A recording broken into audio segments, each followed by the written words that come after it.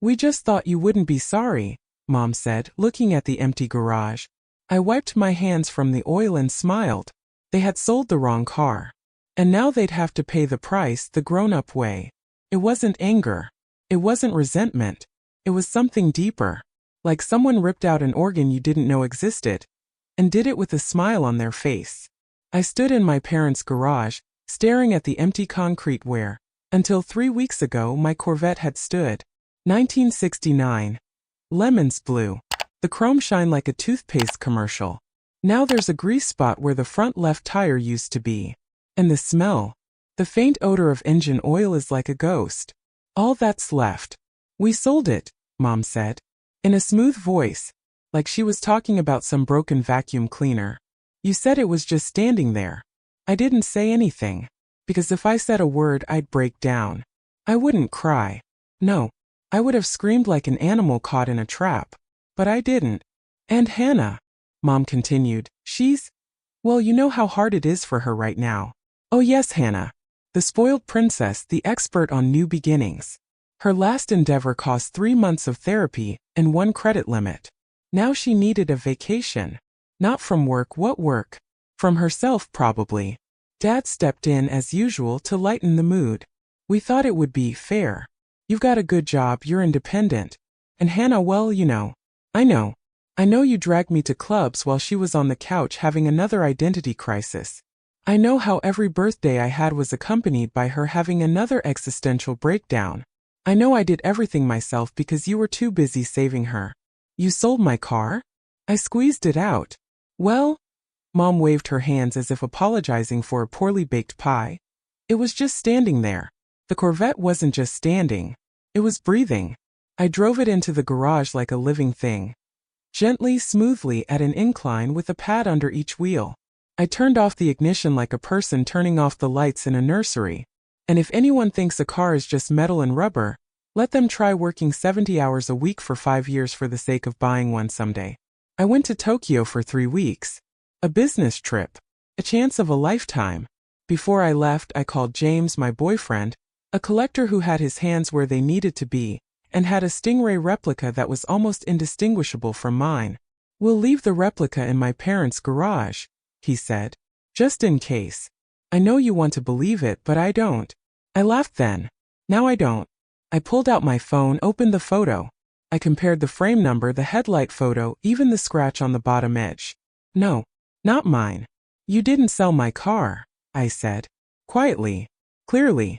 You sold James's line. Then the silence became different. Thick. Wary. Mom pressed her hands to her chest. What? Father squeezed out. What line is that? The one that didn't belong to me. The one that didn't belong to you. You committed theft. By selling a car you didn't own. They both turned pale. Mom sat down. Dad began to fumble in the air like he was catching an invisible fly. We thought we didn't know. I left a note. I took the battery off. I labeled it "Do Not Touch." You knew. You just decided that your desire was more important than my consent. Mom tried to jump up. But this is all in the family. It's not like we're strangers to you. Family is not a license to steal. I went into the house. The closet where the car papers were kept was empty. Even the plastic folder was gone. It was as if they'd taken everything that reminded me of my boundaries with the car. I sat down at my desk. I turned on the recorder on my phone. It's Laura. I found out today that my parents, Gerald and Martha, sold someone else's car without my knowledge, thinking it was mine. I have photos, video, VIN, proof of ownership. The buyer has a $50,000 transfer. Name's Donovan. Crime is grand theft auto and wire fraud. Motive, family favors. That's it. I turned the tape off. Then I took my time, opened my laptop. I found the number of the lawyer. And I sent the email. No emotion. Just the facts. And you know what the weirdest part was? I didn't feel angry. I felt clarity. The kind of clarity that comes when you finally admit you've been betrayed. Not by accident. Not by stupidity. But because it was more convenient for them. What they didn't know. Betrayal was part of the plan all along. I remember how it all started. I was 7 when Grandpa Jim brought me to the garage. Things were simpler back then. He worked construction. fought with the TV and nursed his grudges with beer and a wrench. But in the garage he became a magician. He'd remove the hood as carefully as if he were opening Pandora's box. And in that box was magic engines, gears, pistons, all those iron hearts. "When you grow up, Lori, get one of these," he said, slapping the hood of his Corvette. "Not for show. For yourself. To remember who you are." I did. Every damn day at work, every time I didn't go to a party, every night I chose another bugfish over sleep, I remembered. And when I bought this car, I didn't celebrate. I just put it in the garage like I was reclaiming a piece of something stolen years ago. It wasn't a purchase. It was a restoration of me. My mother didn't understand that. To her it was just an expensive toy. Hannah, of course, giggled. "Yeah, powerful like in the movies. I didn't realize you were like that." Yeah. No, she didn't. Because she never looked at me except through the prism of her drama. When I left for Tokyo, I left my parents with clear instructions not to touch the car. I put up a sign. I unplugged it. I took pictures of everything. I'm not paranoid. I just know how easily people overstep boundaries if you don't outline them with a grease marker. James saw this coming. He said many times that trust is a beautiful thing, but people, they're like that. As soon as they think something's available, they believe it's theirs. Let them think it's your car. If anyone does, let them get into the mock-up, not the original, he said then. He was damn right. Now I'm standing at the kitchen table looking into my parents' eyes, and they look like they've realized for the first time. I'm not kidding. I'm not their little daughter with tools. I'm a grown woman they stole from. And now it's up to me to figure out how to pay them back for it. I have a plan. It's clear, it's drama-free. And it starts with one simple question. Do you want a trial or a deal? And I'll tell you one thing, if they think they can get it all back with a pie and an apology, they don't know who they're dealing with yet. I don't want revenge. I want justice. But I'll take you to jail if I have to. You should have seen their faces. Mom looks like someone poured concrete over her creme brulee. Dad was a typical man who'd had a stool knocked out from under his ass. They stood in the kitchen, in their perfectly polished house, full of pictures with pseudo-wise quotes and vases with no flowers. And there was no way in their minds that they had just pulled a felony. We didn't know, Mom repeated.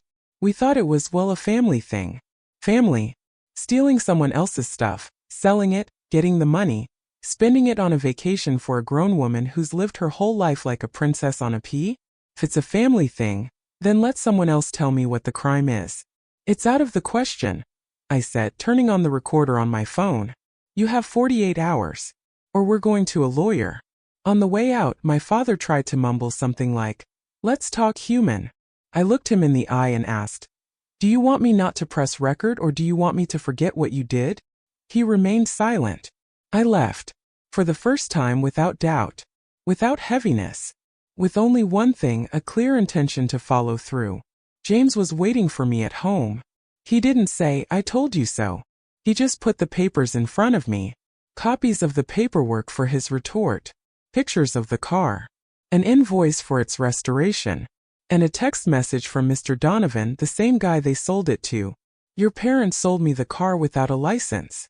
You have 72 hours to return the funds and pick up the car. Then lawyers. Yeah, Donovan wasn't an idiot. He's a collector, but not a romantic. He's got 3 lawyers on his payroll and a habit of clear contracts. He's not gonna balk like Mom. He's going to court. And he'll go fast. I called my lawyer Ella. We go way back. She, like me, grew up in a house where family meant keep quiet and don't rock the boat. That's why she was so understanding. Did they sign the contract on behalf of the owner? She asked. Yes. The name on the contract is mine. But they sold a car that didn't belong to them. That's great. That's wire fraud. Wire fraud. Grand theft auto. Ranges from probation to a federal case. It all depends on how they act now.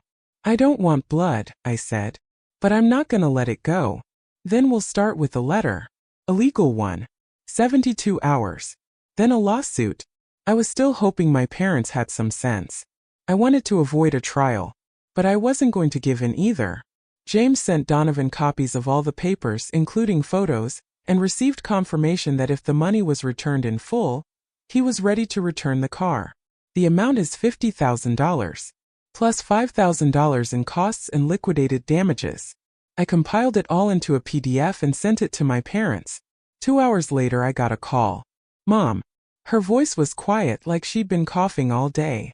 Laura, honey, this is a terrible misunderstanding. No, it's not a misunderstanding. It's a choice. You chose to cheat. Now you choose to pay for it. We can't find that much money at once. You have a house, antiques, stocks, everything you've saved up for years. If you've put all that below Hannah's vacation, I'm sure you can handle this. Silence. Then, what if we give it all back but without the paperwork? Just a deal? No verbal contracts. Notarized confession of guilt. A written commitment to stay off my property. And a financial settlement with Donovan. Without that, we're in court. She hung up. 24 hours later, I got a text from my dad. Just a picture. He was sitting in a bank. Behind him, a counselor. He looked like a man who, for the first time in his life, realized that consequences are not someone else's problem. Hannah, meanwhile, was making a circus of herself in the chat rooms. Tears. Exclamations. I didn't know. I just wanted some happiness. Do you want your parents to go broke? I wanted to write. No. I just want someone in this family to finally start living off the books. But I didn't. Because it didn't make sense anymore. As I sat in the kitchen with Ella and James, checking papers, I suddenly felt strangely calm. Almost effortless. Because for the first time in years everything was fair. They trespassed. And now they're paying for it. Now it's down to the details. The money, the confession, the receipt, the meeting with Donovan. That's all ahead of us. But the important thing is I'm no longer questioning whose side I'm on. And yes, they don't know yet that a notary has already been appointed. The next morning I drove to the notary's office to discuss the process. I needed to know how to formalize things so that there was no way for them to roll back. No, we got it wrong. No, it's family.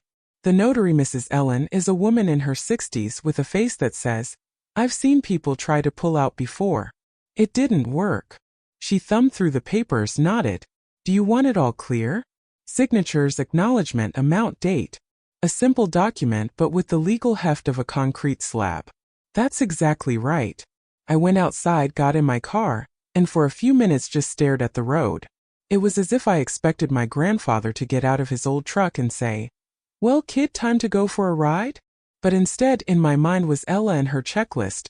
Acknowledgement, return, contract, copy for the buyer. My parents always believed that business is for strangers. That if it happens within the family, then it's okay to go paperless. Everything is based on trust, on words, on but we are. They didn't realize that it was that philosophy that got us into this mess in the first place. Hannah's used to the world owing her. I'm used to having to prove everything. But not anymore. James, meanwhile, has written to Donovan.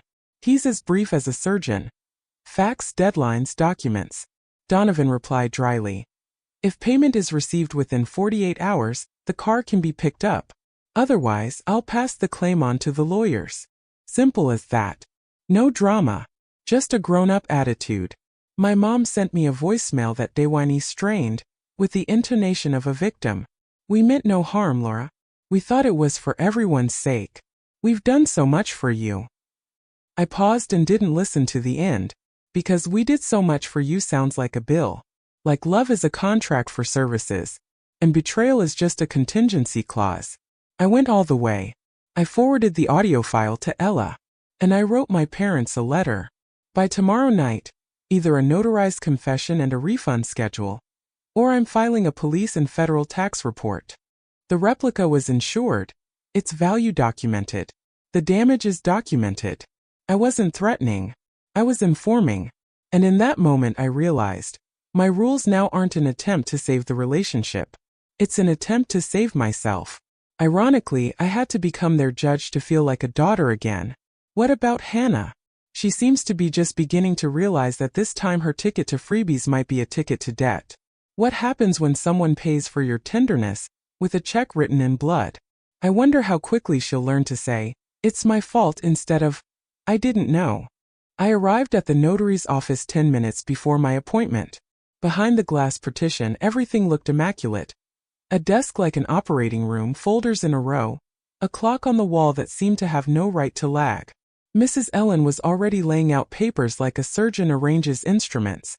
She nodded at me as if to say, "See it through. You're close." A few minutes later they came in. Mom in the coat she wears to funerals, with eyes as if she'd already buried her sense of rightness. Dad, in the shirt that always has his collar puckered when he's embarrassed. Hannah didn't come, probably afraid she'd be required to act, not emotion. They sat down. They were silent, stared at the paper as if it were a judgment. "It's clear," Ellen said. "An admission of selling someone else's property.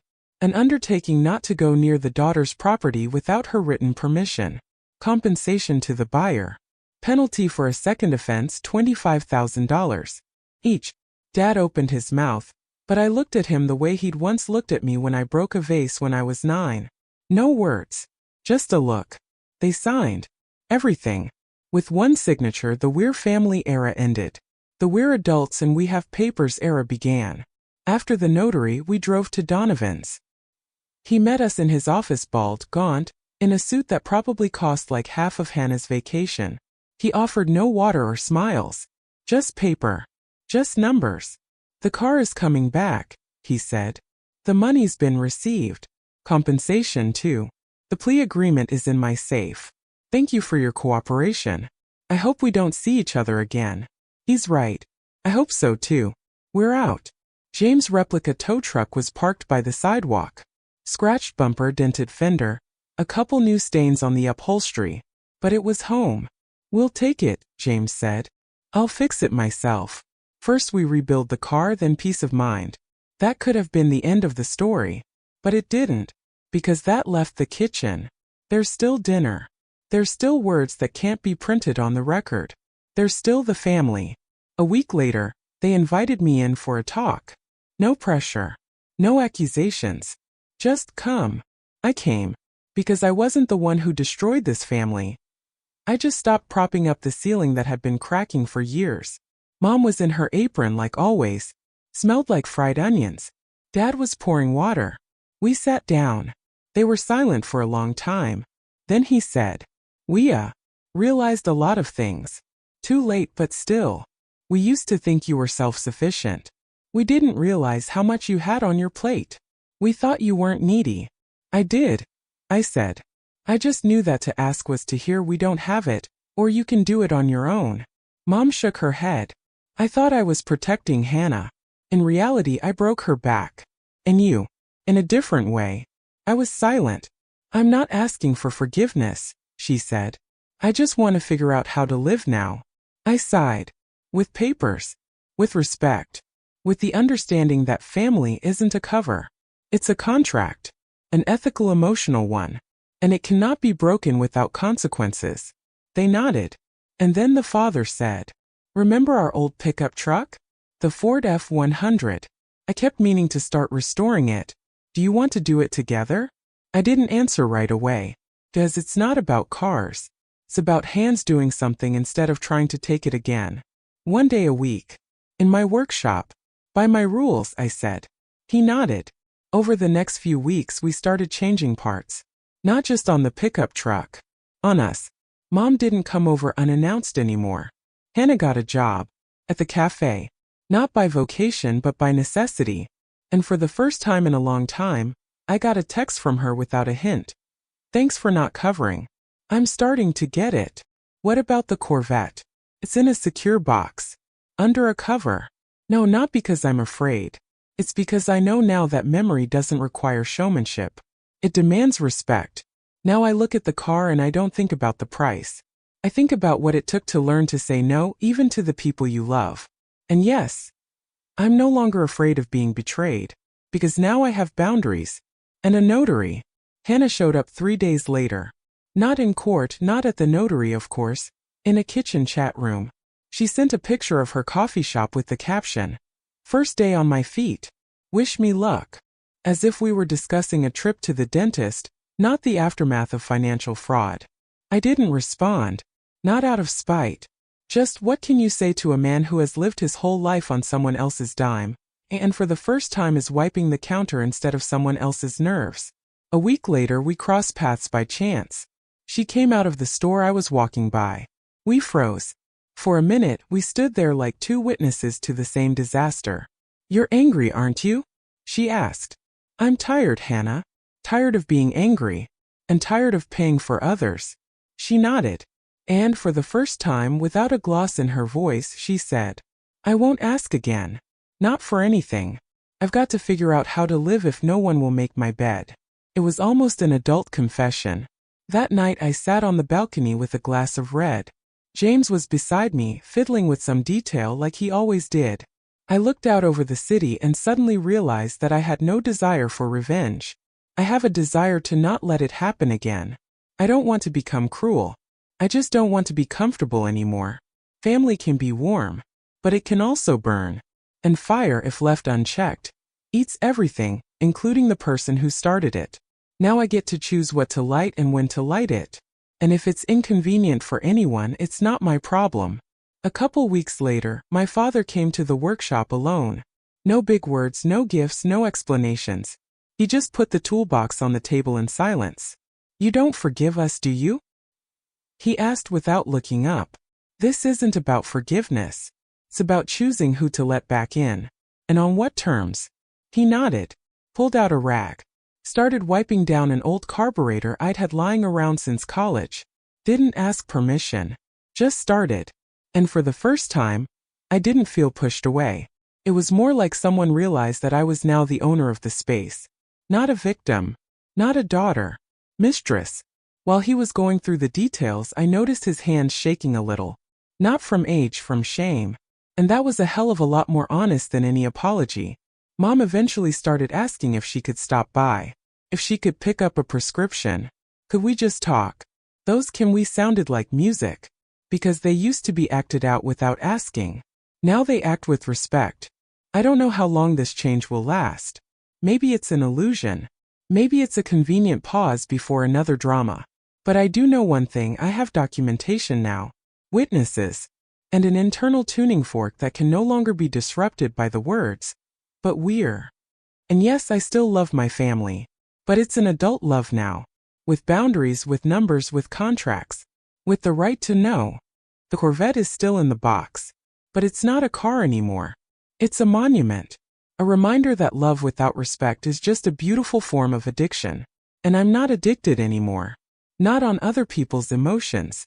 Not on other people's decisions. Not on other people's tragedies. Now I can only go forward. Would you be able to forgive your family if they betrayed you, not foolishly but consciously? If this story hooked you, subscribe to the channel. Next will be even more honest, deeper, and perhaps closer than you expected.